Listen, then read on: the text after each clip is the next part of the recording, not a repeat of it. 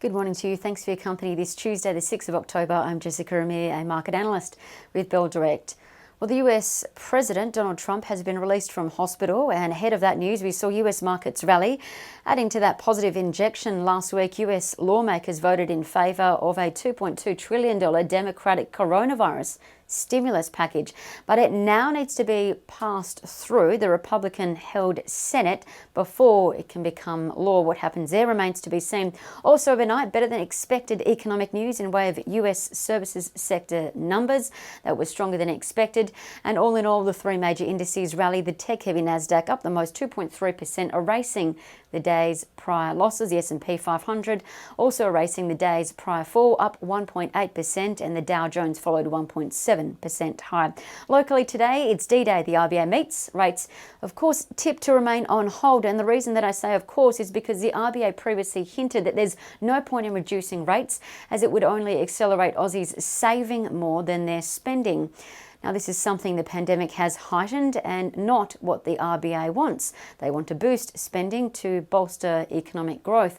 So with that, the federal budget is handed down this evening. We're expecting an extension of JobKeeper, JobSeeker from March to June, expecting phased tax cuts and an extension to home builder, as well as an extra $40 billion in infrastructure.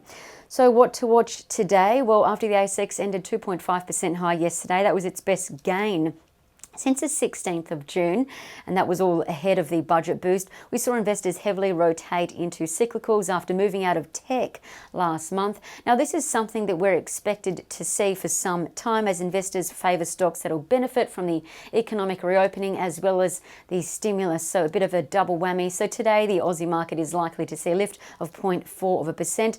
I'd keep an eye on commodity stocks as well. The oil price jumped 6% overnight on stimulus hopes. It's now at $39 US, and gold put on about 0.6%. It's now $1,919 US an ounce. As for trading ideas that could be worth a look, stem cell therapy business Mesoblast MSB was maintained as a speculative buy by Bell Potter with a slimmer $7 price target, implying about 98% share price growth in a year.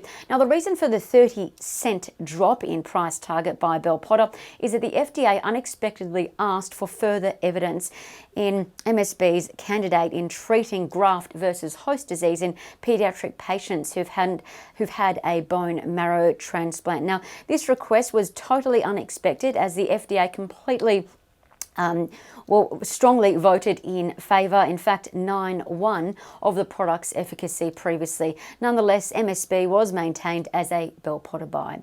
Also keep an eye on Santos STO following the oil price rally and of course following the New South Wales IPC's approval for the Santos Narrabri gas development project. STO is now awaiting Federal Department of Agriculture, Water and Environmental approval within weeks, and then it can start developing the gas project in about 2022. So STO is a buy stock for UBS, Bell Potter, Credit Suisse, Morgan Stanley as well. STO also a Citi buy with a $7.15 target. And lastly, keep an eye on Wesfarmers, WES, Orbital Corp, OEC and BetMakers Technology, BET, all showing bullish charting signals, and that's according to Trading Central. Now, of those, Wesfarmers bullish signals indicate that it could rise from yesterday's close of $45.26 to $50 to $51 over the next 22 days, as that's how long Wesfarmers took to form a technical trend that it's just pulled out from.